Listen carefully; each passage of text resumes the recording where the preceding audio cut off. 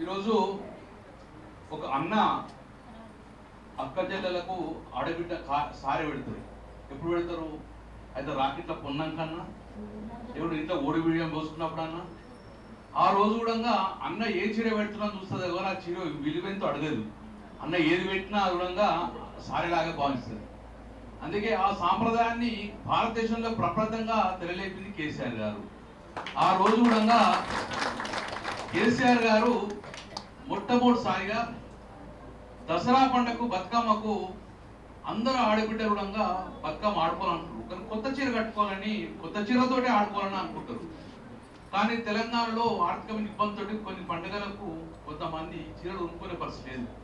అలాంటి పరిస్థితుల్లో తెలంగాణ ఆడబిడ్డలు వారు సొంత ఖర్చులతో కూడా కొనుక్కోలేకపోతే ప్రభుత్వమే ఒక సోదరుడిగా భావించేసి ఆ రోజు ప్రప్రదంగా దసరా బతుకమ్మ పండుగకు ఆడబిడ్డలకు సారె పెట్టినటువంటి సాంప్రదాయంతో మొదలై తర్వాత ముస్లిం సోదరులు కూడా, ముస్లిం సోదరీమణులు కూడా మా పండుగకి ఇవ్వని చెప్తే రంజాన్ కూడా తోఫా కింద కూడా వాళ్ళకి ఇవ్వడం, తదనంతరం క్రిస్టియన్ సోదరుడంగా మాకు కూడా తోఫాలు ఇవ్వని చెప్తే ఆ రోజు కూడా క్రిస్మస్ సోదరు కూడా క్రిస్మస్ కూడా ఆ రోజు క్రిస్మస్ కూడా వాళ్ళకు బట్టలు పెట్టే సంస్కృతి భారతదేశంలో ప్రప్రదంగా తెరలేపింది కేసీఆర్ గారు.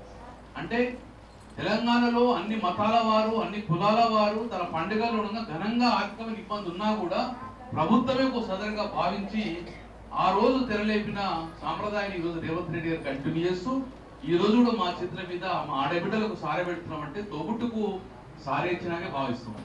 అందుకే ఈరోజు మీరందరూ కూడా రాబోయే పండుగకైనా ప్రభుత్వమే ఒక సోదరుగా భావించుకొని, ప్రభుత్వమే ఒక అండగా, ప్రభుత్వమే మనకు అండగా, ప్రభుత్వమే మనకు బాధ్యతగా ఈరోజు సారె పంపిణీ చేస్తున్నాం. కాబట్టి ఈ చీరలు మీ కుటుంబాల్లో వెలుగు నింపాలి, కొత్త పండుగలు కట్టుకొని మీరు మీ కుటుంబం సుఖశాంతితో బతకాలని చెప్పేసి మనస్ఫూర్తిగా కోరుకుంటూ మీ అందరికీ కూడా శుభాకాంక్షలు తెలియజేసుకుంటున్నాను. ఈసారి మీ కుటుంబాలలో వెలుగు నింపాలని చెప్పేసి మనస్ఫూర్తిగా కోరుకుంటున్నాను. జై తెలంగాణ. చరిత్ర సృష్టించినోడు ఇప్పుడు ఆ చరిత్రని తిరగరాయబోతున్నాడు. అబద్ధాల గోడల్ని బద్దల కొట్టి నిజాలను రాగా మీ ముందుంచబోతున్నాడు.